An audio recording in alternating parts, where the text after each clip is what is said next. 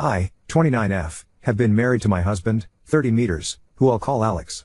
Alex and I met in college during our freshman year. We started off as just friends, and got married 7 months ago. I've gotten along with his family, but we aren't super close, but we're friendly enough. The problem is that Alex has begun to make me incredibly uncomfortable. Firstly, he's begun to ask me who I'm meeting with, where, what we plan on doing, how long every single time I leave the house without him. At first, I just thought he was being protective and a good partner just in case something happened, but then he started checking my phone after the visits, vetting and researching each of my friends as well. He also has been pursuing me to link my bank account to his, as he's in charge of the finances when he was perfectly fine with keeping them separate before. We fight about it almost every day. Finally, yesterday when he was preparing to go on a work trip for 2 weeks in California, he demanded I wear a tracker so he could keep an eye on me while he's gone. I can't do this anymore. I feel like I'm suffocating, and his family, who I've spoken to about his worrying behavior, just said he's being careful and protective as a good husband should. I need to gather my things together and find a way to be gone before he gets home without tipping him off. He's always threatened that if he ever found me cheating on him, he'd turn in divorce papers the same day. He keeps a filled out copy in his desk. I'm going to submit those the day I leave. But there's so much to do: Bergen, finding a new place to live, seeing if my job has any transfers available, packing and moving in 2 weeks.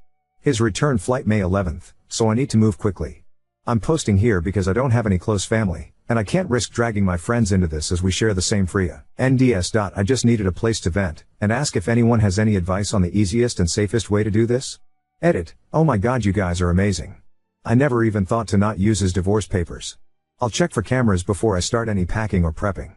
I may also shred his divorce papers just in case and look into getting a lawyer for myself. I'm in a no-fault divorce state, that much I so remember, which will help. The tracker he wants me to use is a small clip to put on the belt or waistband.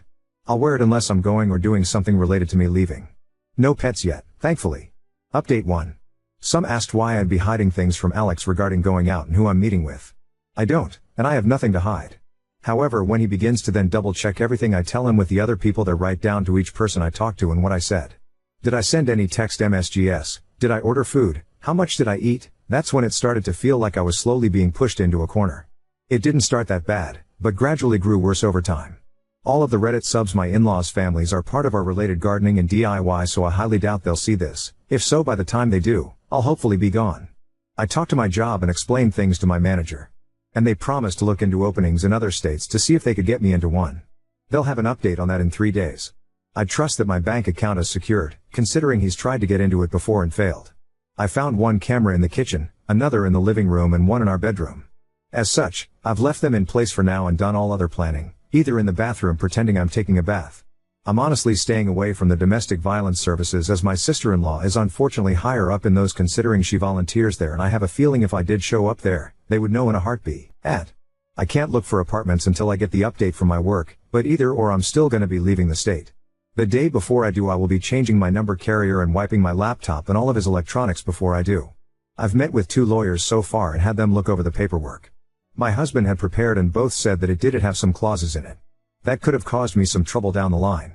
What alarmed all of us closed the fact that several of those clauses dealt with future children, and not as a hypothetical. Like several hair suggested, I have a feeling he fully intended on getting me pregnant to keep me trapped and tied to him. There are 3 other locations my job could send me to, and I have, as a precaution, begun looking into all 3 cities and housing in the areas.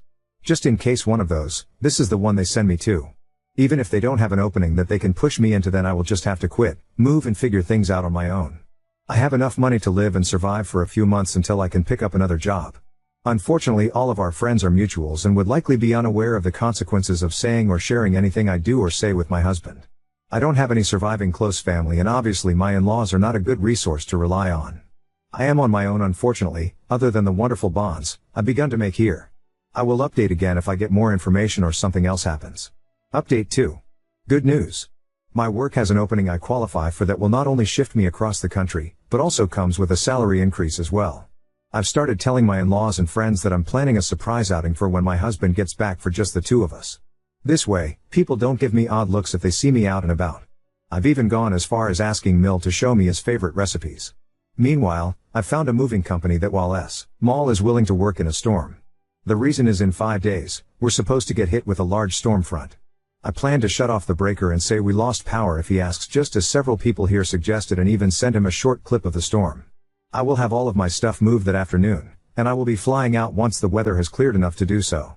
I have a lawyer who will push my divorce through, and I've filled out the necessary paperwork so that I don't have to be here for it. I'm not suing for assets or alimony, and I've shredded his divorce papers as well. I've set up a cheap payphone plan through Cricket until this is all said and done, at which point I will find a new carrier, number and phone. This one is being wiped and left behind. My laptop is provided by my work, and the IT department inspected it thoroughly and it was clean, thankfully. No other electronic aside from my laptop and new phone will be coming with me. If Alex needs to talk to me, he can do it through my lawyer. Not sure if anything else will happen. My fingers are crossed that he doesn't think anything's amiss until after I leave, and I'm not turning the breaker back on when I do. He can when he gets home. My work is covering the plane ticket, so that at least is one expense I don't have to finagle in. Update 3. It's been a busy week, but I've gotten so much done. Firstly, I am now out of the house and am currently in a hotel while I look for an apartment. It's a big city, bustling with people no matter where you look. We had a pretty bad storm system hit back home, that actually lasted 2 days. High winds, thunder, lightning and even hail everywhere. I didn't take much from the house, my documents, clothes and important sentimental items. I left all of the furniture and electronics behind. I cleaned the house top to bottom and took pictures on my phone so he couldn't claim I damaged anything when I left. My lawyer has already started divorce proceedings, and my husband will be served on the 8th. His plane is due to land early morning, and the sheriff will be there at the house waiting for him. He is very much about public appearances and reputation. My lawyer will be calling him as well to inform him that I am more than willing to air out everything to the public about his actions if it means securing my freedom from him. I will go to court as long as I must to get this pushed through. I haven't told our friends or his in-laws yet. I will do that while he is on the flight to prevent him from getting wind of it before he's handed the divorce papers. I will be calling around and explaining why we're getting divorced, to try and prevent him from twisting this into somehow being my fault. I don't want him trying to claim I had an affair or something, so I want to get the truth out before he can twist this. I'm doing okay. I'm tired, but yet I feel almost jittery and off-kilter. I keep looking over my shoulder and monitoring what I say even when I don't really need to anymore.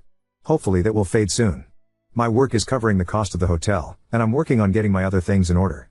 I also need to find a new GP as I want to get a full test just to make sure everything is okay. I don't know when my next update will be, probably when the divorce papers are filed or if we have to go to court to push them through. I will try to keep my head up, but it feels like I'm in a whirlwind or something with so many things to do and think about. I kinda thought it would be easier once I got out of the house, but while the fear is smaller, somehow the number of tasks only seems to have grown. Update 4. Sorry I haven't updated for a while, things got hectic and a bit chaotic honestly. Firstly, I'm working on getting an apartment still and have applications in at 3 different places and will hopefully hear back from them soon.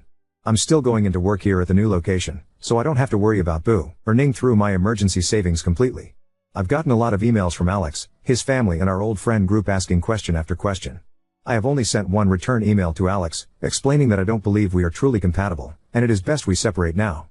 That his treatment of me when I'd done nothing to deserve as such was just as much of a deal breaker as cheating was for him. I ended the email with the statement that I would not be contacting him further and anything else he needed to pass on to me or vice versa would be done through my lawyer. For his family and friends, I just typed up one email outlining everything that had happened and why I left. I told them I wished them no ill will, but that such treatment of his wife and partner was not acceptable. That should Alex get remarried in the future, I wish they would help support both partners and not just Alex. Alex, from what my lawyer told me, was livid when he was served. The sheriff actually ended up booking him for assault on an officer and menacing due to the threats he was shouting. His father bailed him out in a few hours, but with the testimony of the sheriff, my lawyer believes I have a very good chance at getting a restraining order. Alex, upon returning to the house, apparently lost his temper again, breaking the dining table into pieces as well as the TV, and putting several holes in the walls. At least that's what one of the emails from one of our friends reported as Alex called him to help him clean up the mess. My lawyer already has pictures of the house I took, with timestamps as evidence nothing had been damaged by me. My friend reported that Alex tried to claim I'd been the one to trash the house, but the holes in the wall were at head height. Alex is 6 feet 3 inches, and I'm 5 feet 4 inches, so he knew that was false. Either way, taking the pictures definitely will help me. So again, thank you everyone here for the advice because I never would have thought of that on my own. My work won't share details of where I am, as I do work with some higher-end clientele who value security and that information won't be gossiped about, and no, I'm not some stripper or escort. I deal with contracts, notary and business management. As such, even if Alex tried to use my work to find me, he wouldn't succeed. Update 5. It may be a while after this until things change. Firstly, no, I didn't bring my car. The public transport here is good enough to use without needing one. I have secured an apartment, and the building has good security. You need a key card to enter, and there is a security guard at a desk right by the entrance to the building. As part of my contract, I gave them a photo of Alex and his family so that even in the off chance they do find me, they won't be let in. The responses I got from the emails varied. His family said I was overreacting, and that I owe Alex an apology for the problems this has caused him. The pending criminal charges puts him at risk of losing his job if he's convicted. Alex sent a long email, apologizing and pleading for me to come home. He said he was worried for me, that he is willing to go to therapy if it will appease me.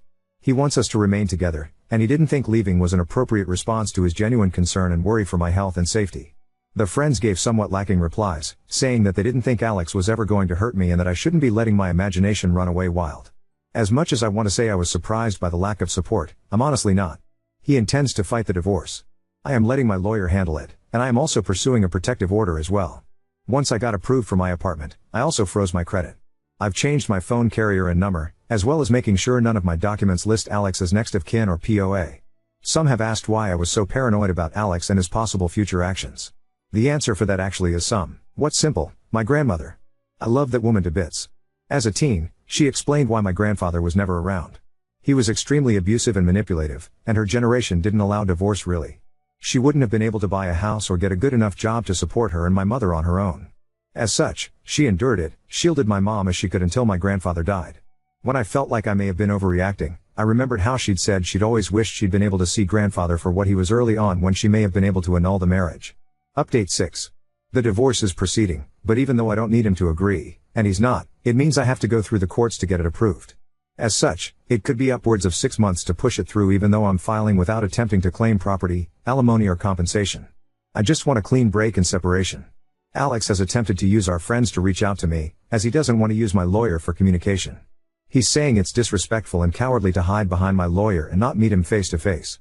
Alex wrote me a letter that he did pass off to my lawyer, but the contents were him justifying his actions and claiming that in today's time it is dangerous for women to be on their own, which is why he was so intent on trying to keep me safe from harm. He wanted me to understand that he was trying to protect me as best he could and was hurt that I would just lie to him and hide my actions from him related to my dissatisfaction with our marriage and my moving. I didn't reply, because at no point did he apologize. All he did was turn everything around on me as I was being overly dramatic, emotional and cowardly. There was a second letter with Alex's from my Sil. Her letter was honestly disturbing and completely justified my misgivings regarding approaching her in any kind of professional capacity. She spent 5 paragraphs PHS detailing how a real abusive relationship looked like and that Alex was the furthest thing from abusive. The details she included were all related to financial abuse and physical abuse. Nothing like what Alex had been doing. She stated that my attempts to smear her brother's name for attention and clout made me the abuser, not him. I haven't really been able to process that, admittedly. Part of me can't help but wonder if she's right. I mean, I blindsided him by leaving as I did and am refusing to speak with him at all. My old boss recommended that I look into getting into therapy after I moved, and I think I need to. I have had a hard time adjusting to being on my own. I keep censoring myself and haven't even gone out to eat yet. I always end up worrying about what if someone sees me, what if I get in trouble for spending my money on something frivolous. My lawyer is continuing to fight for the divorce, and I shouldn't need to be physically present in court. Any meetings needed between me and the judge can be done via Zoom. I'm trying to avoid confrontation with Alex and his family for now as much as I can and passed both letters to my lawyer in case he needs them. Our friends are mostly trying to avoid taking sides still, and I'm honestly approaching the point of just letting them go as well. I'm tired of fighting for them to understand at this point.